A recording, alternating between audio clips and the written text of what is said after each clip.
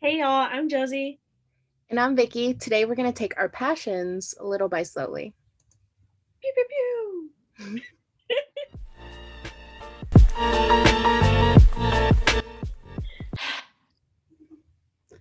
Passions and other topics. Another topic. Yeah. Yeah, other topics too. Not just passions this week. Um, Not I just think passions. I think the first thing I think about when you say passions is literally that little Jay Bratz doll that was like, I've got a passion for fashion. And that's what I think about when I Yeah. hear the word passion now. Yeah, 100%. The Bratz website where they would do her intro when you would like go to style her, she'd be like, "I have a passion for fashion." Yeah. That I wasn't don't the first thing that came to mind when I hear passions, but I definitely now that's gonna be the first thing that I think of when I hear passions. I'm glad because I think it just makes it so much lighter. I don't know why, but I feel like passions feels like a heavier topic, but I know it's not because it's supposed to be something fun, something you are passionate about. Like it's not something that someone tells you to be passionate about, but something that like you yourself create interest in. So Yeah, yeah. I agree. I think it's heavy because not everybody has a passion, and I feel it's a touchy subject because you have some individuals who have passions love to, I think, not necessarily rub it in other people's faces, but just be like, if you don't have a passion, you're not grinding hard enough. Like, this is the reason why I wake up every day, and that kind of thing. And I think it's overwhelming for people who just haven't found it yet. I think that thought also reminds me of the oh, if you really love your job, you'll never have to work a day in your life.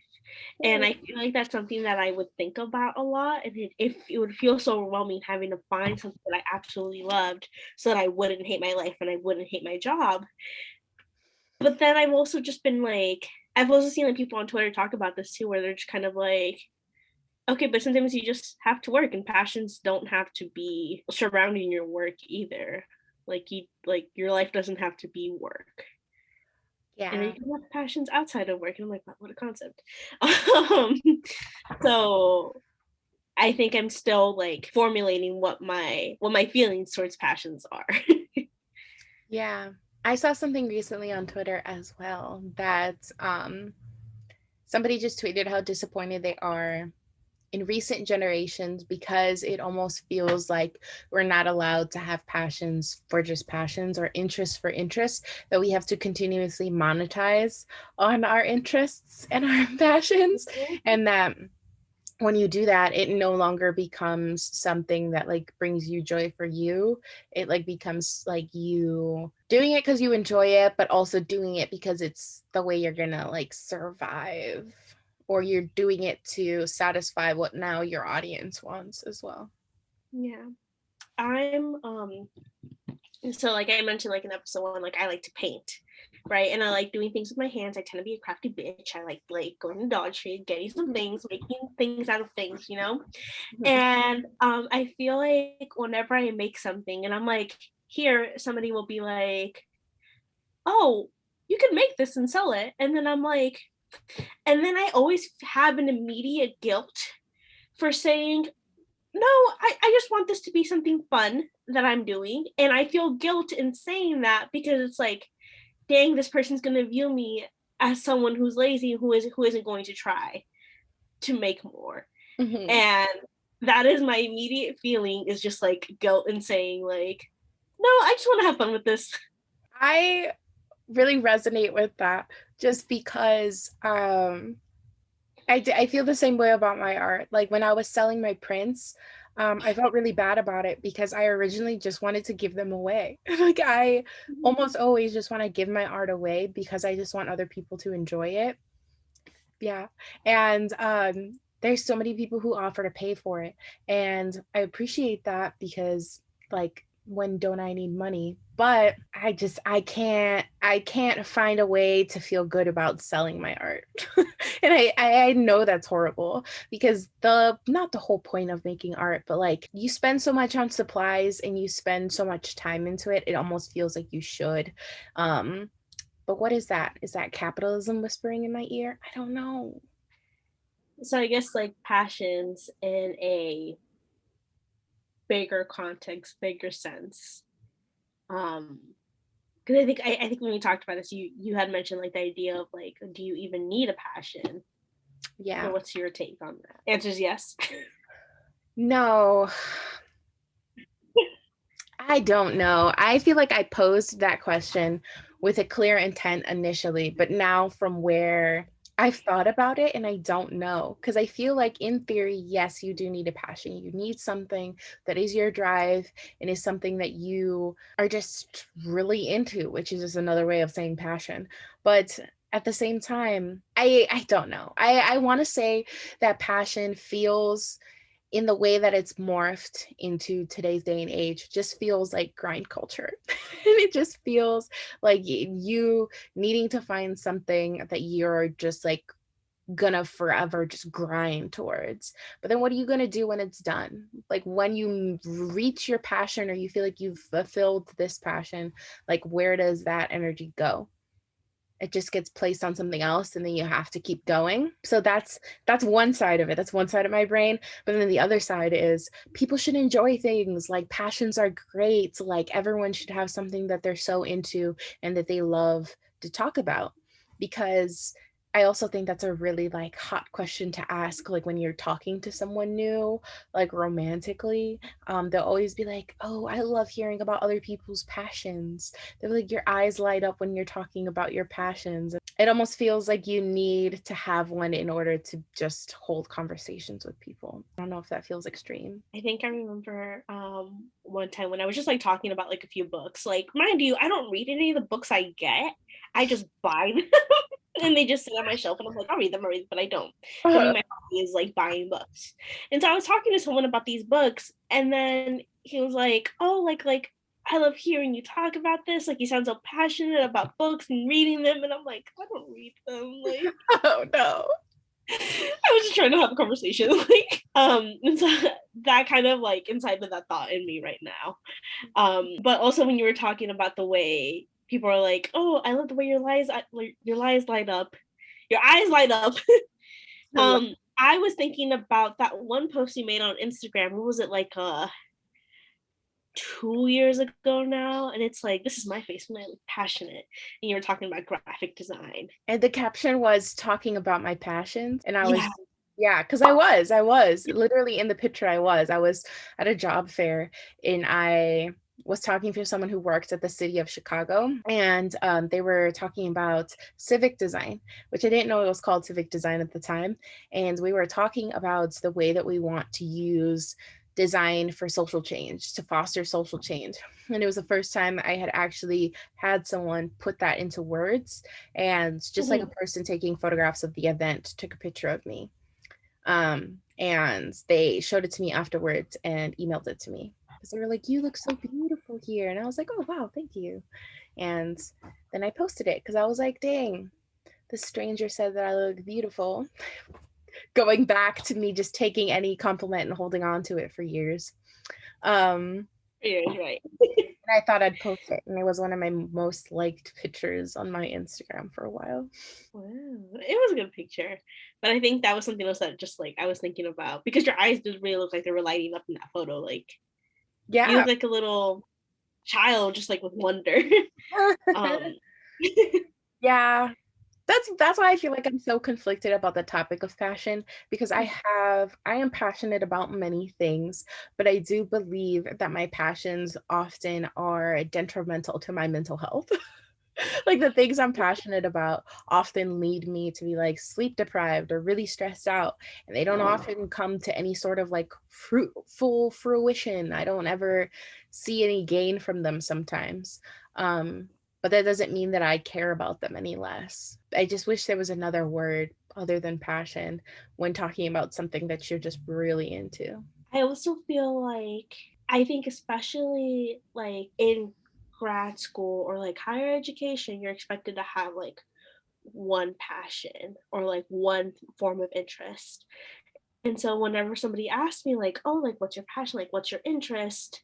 I'm like, I have like five things going through my mind. And so whenever answering like the question of like what my passion is, like I'm like I have multiple passions and I always get scared that it's gonna come off as me being like a frazzled little person who can't like who doesn't really know what I'm doing with my life. And it's not really like that.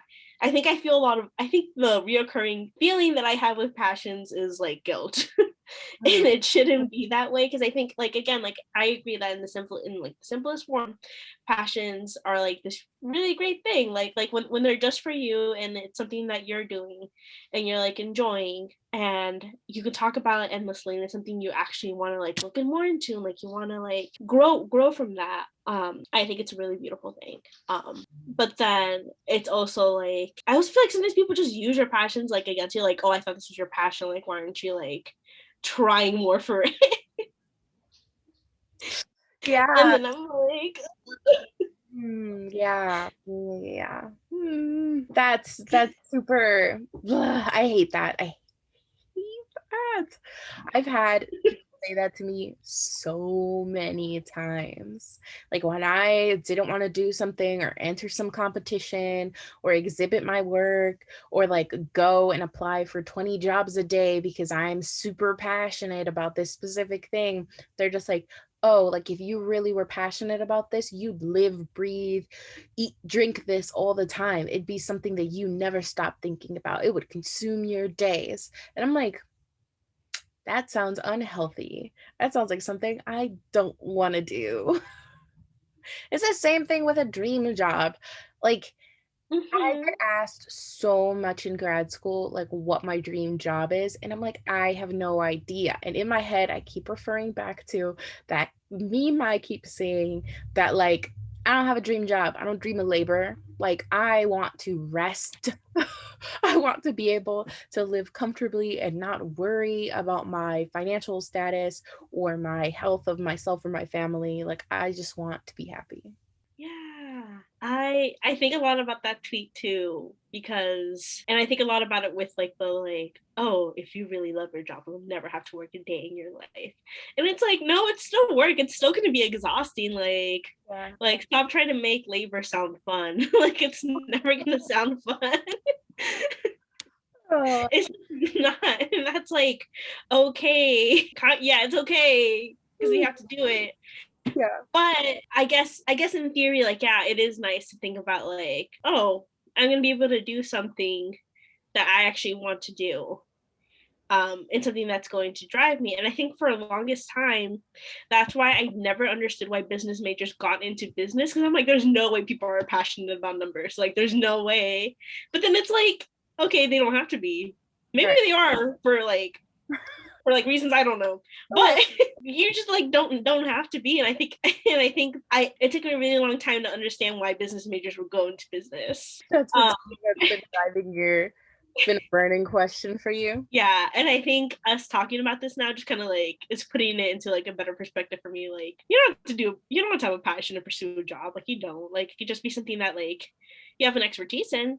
It doesn't have to be your passion though. I think I need to take that mentality and just keep going with it because I'm struggling with that when, like I said, people keep asking me what my dream job is. And I keep in my head going, like, I have passions, but I don't know if those can translate to jobs, slash, I don't want to do those for like quote unquote work. So I'll sit there and say that I don't know what to do. When I think that it could be beneficial for me to just not necessarily find something that I'm not passionate about and just do it, but find something that I won't want to like gouge my eyeballs out with a spoon and just do, if that makes sense. That sounds like depressing and not good, but I think it'll be beneficial for my mental health. I really think it will be. I think so too, because that I've been fantasizing a lot just about doing like regular office work for a job. Mhm. And like I feel like a year or two ago I would have like listed these things that I'm passionate about and translating them to a job. But now I'm at a point in my life where I'm like, yes, I could be passionate about these things. I can want to like look more into them. But to do it as a job would be so draining. Like you said, for like my mental health, for like my body, to have to absorb myself into that. And I really believe in like the separation of like work and my own being. Like I should not be my job. Yeah. I don't know. But then also like the idea of having a job that I absolutely like, that is focused and based on all the things I like, also does sound really enticing. So like again, split, I'm torn. Somebody needs to pump the brakes. I don't know what's happening anymore.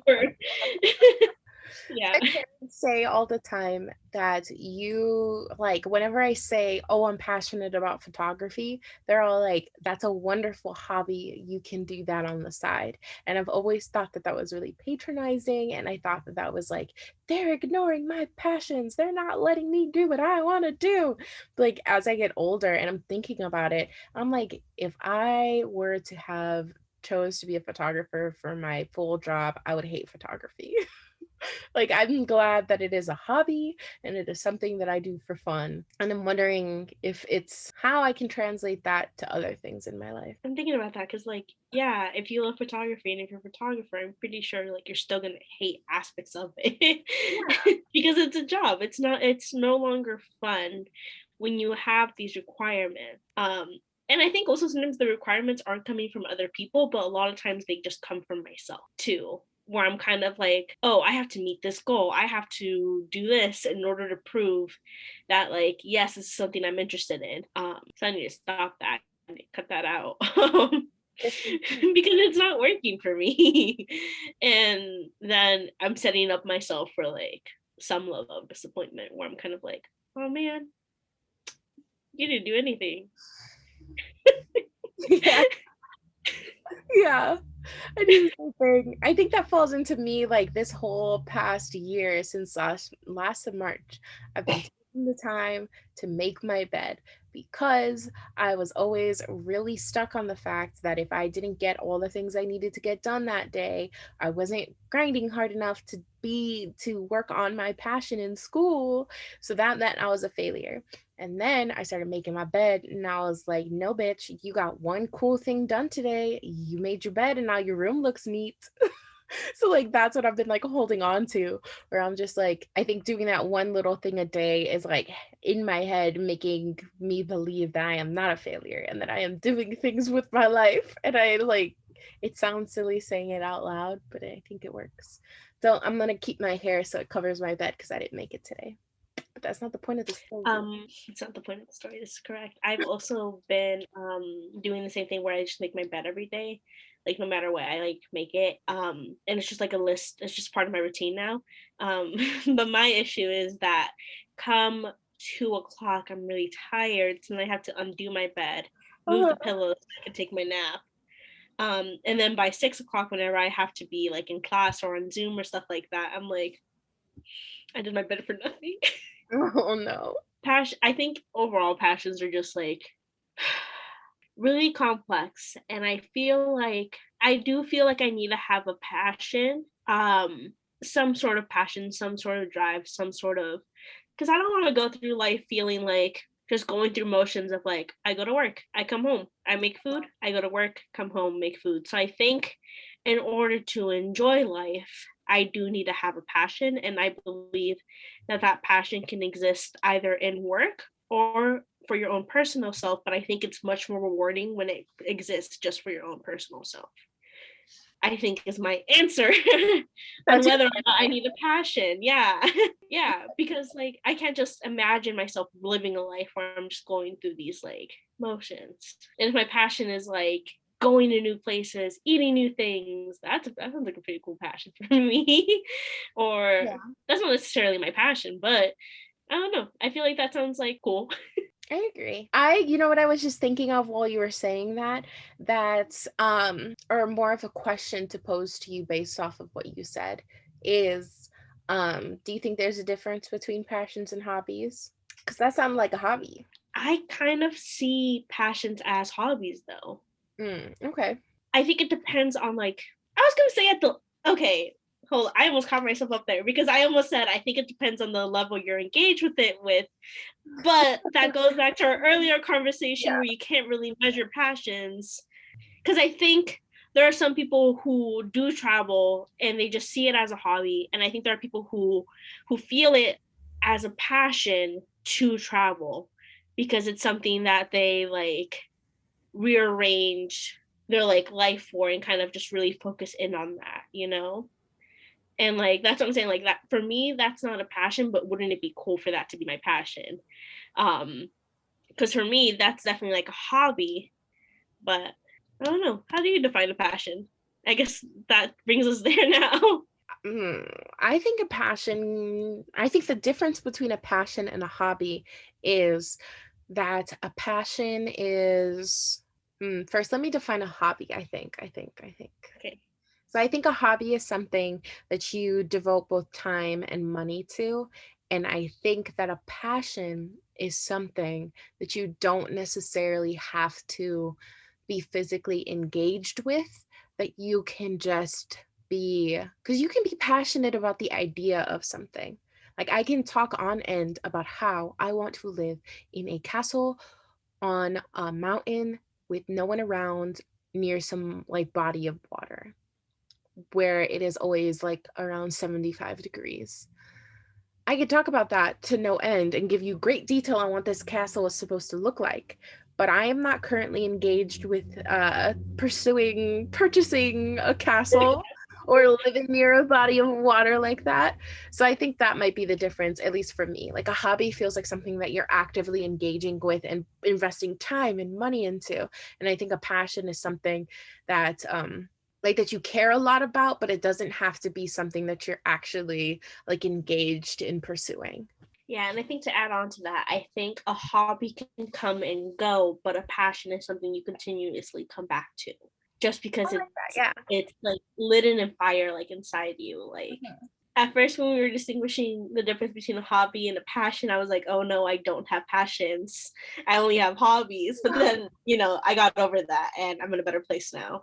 I know you didn't see me like go through that like No, I but do. I think I held it in on my inside very well. So You want to express some of that inner monologue? some of my inner monologue was just kind of like, oh, like I was like, oh no, I think what she's describing is that I have like the way you were describing hobbies, I was like, oh, okay, so I guess I don't have any passions. That was basically just my inner monologue.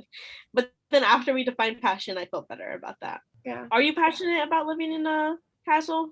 Yes. If I could, I would. I love like old homes that have like all of this like history to it. And I love really big bodies of water, even though I'm scared of water. I'm not scared of water in the way of like, I don't shower. I'm scared of water in the way of like, it is this bottomless abyss of like matter that just is in everything. Like water literally is in everything and it's all around us, and it's just such a weird element to me, and I fear it. And I hope it knows that I fear it. It's like a living and breathing thing. It's controlled by the moon. It's weird. Water is scary and weird, but I want to live near it and I want it to know that I exist. I respect that. I Yeah. definitely respect that. Do you have anything abstract like that you're passionate about? Like I mentioned earlier, books. Yeah, okay, yeah. Passionate about books. I love picking up a book, reading about it, and I'm like, wow, this is really cool.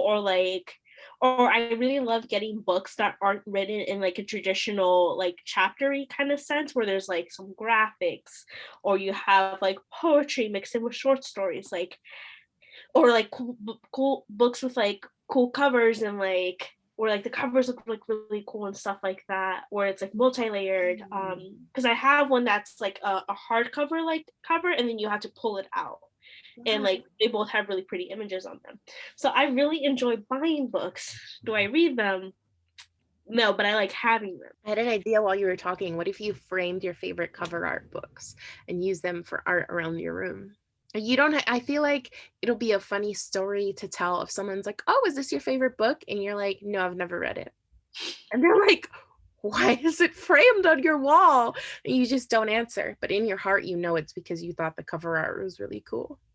I feel like book lovers, because I feel like book lovers are pretty intense. Like book readers, they're pretty intense. They'd be like, "Well, why do you like fold the corner of the page to mark where you're at?" And it's like, mind your business. Do you think that I'm intense about my reading? Because I'm a reader. I love to read books. Are you intense about your reading? I'm asking you, do you think I'm intense about my reading? Okay, well, I didn't know you were a reader. Oh, So you didn't know I was a I reader? didn't I know that. text you books that I'm reading. I'm Okay, but like passionate about you Jocelyn can paying attention to me. okay, here's the thing. You text me about books that you're reading. Yeah. Yes. But I never get them like consistently enough that I see you like a reader. Okay, yeah, because I take forever to read books. Yeah, and I think I think intense readers will read their books in like they'll read like 5 books in a week and I'm like, Ooh, no. No, no, no, no, no. It takes me like, so no, I don't see you as an intense reader. I want to say like 2 to 3 months to finish a book. That's because I keep putting it down and picking it up and putting it like no matter the length. Because you have to mix in like me playing video games and watching TV and actually having a life. So 2 to 3 months to finish any type of book. I think I also don't like the idea of reading books because once you pick one up, it feels kind of you have to commit to it and like read it. And sometimes I just get bored halfway through. Like that's why I really like books that have short stories or that like have mixed media in them Mhm. because then I can read something and I'd be like, okay, that's enough. Yeah. I have slowly started to kind of get away from reading just a little, just because I get disappointed when I have no one to talk to about it. Because it's kind of the same with TV shows, where I'll watch a TV show and then I'll get really excited and I'll have to wait for someone else to talk to about it. And I feel the same way about books. Like if it takes me 2 to 3 months to finish a single book, like how long is it going to take my friends who don't read to read a book or even to buy the book? So I've like, and I understand that there doesn't have to be discourse about everything that you do. I just like to talk through everything that I do. Like I'm the type of person that will send at least 3 people like a pair of shoes that I'm considering buying because I want to discourse around the pair of shoes. Kind of like with that ugly bag you sent me. Yeah, I Kind of didn't ugly now. I didn't end up buying it. I had too many people tell me it was ugly. I thought it was cute on a level, but then I just thought about all the crumbs that could get inside, and that just kind of The wrinkles. Yeah. yeah. Uh, The the ugly bag right here. okay. Well, I think that's fair to want to like just like engage in discourse with people about things, because then it's like I think especially right now, because if not, it just feels like you're navigating life by yourself. I'm Yeah. also thinking about how weird because we don't really ever name it. We just kind of say like, oh, especially right now in this time. And if like somebody's watching this video like 30 years from now, they're gonna be like, what was happening? I What are love they the talking idea of about? somebody watching our videos 30 years from now. But it's Oh, on the internet, it's on there forever, Vickie. that is true. It is. How do you feel about age? I feel fine with age. Like I'm not stressing over it. Um, I have this really bad habit of whenever somebody turns 25, I'm like, oh, you're halfway to 50. And then they have like a little like, what you just say to me? Oh, I did that to my ex and I did it to my older sister, and they both hated it with a passion. I just think it's a really fun fact. It is a fun fact. It's like you're almost there, but they hated it. It's okay. Literally, I got frosted out, like iced out by my ex because they were very upset. And my sister gave me a stern look. I'll say it to you on your birthday when you turn 25. Thank you. I appreciate it. I will not ice you out or give you a stern look. Return the favor now. I will tell it to you when you're 25 as well. Thanks. um, that's a classic way that I ask for attention. Is return the favor. Yeah, I'll like be talking to my siblings. Oh, I only have one sibling. I don't know why I said siblings. My cousins and my siblings, and like sometimes like I'll hang up the phone and I'll be like, okay, love you guys, say it back. They don't. I don't want to get my feelings hurt, you know. But Do they say it back or do they just hang up? sometimes they don't. Sometimes either they don't hear me or they act like they're not hearing me, and I'm like, say it back. I have to say it like 2 more times, and they'll say it. Oh no. Like this isn't feeding well into my mind. Yeah. You want to move on to our more fun Yes. topic? Hey. So now we're just going to be talking a little bit about was it funny things we've seen on social media? Yes. Yes. Okay. Okay. So one funny thing that I've seen on social media, um, me and Vickie were actually talking about it today because when I woke up in the morning, I didn't want to. No, in the middle of the night, I didn't want to drink out of my cup with my straw because I had seen a TikTok video of this girl who, like, at the middle of the night, she drank water from her straw, and there was something like hard Uh-huh. in her mouth, and she was like, "Oh, it's probably just crumbs from like my mouth that I ate earlier." Like, turns out I was a spider. Mm-hmm. And I just thought about that last night. And I don't know why, like, TikToks like that were like really like unfortunate things that happen to people are very enjoyable for me. Um, Oh, I said, oh no.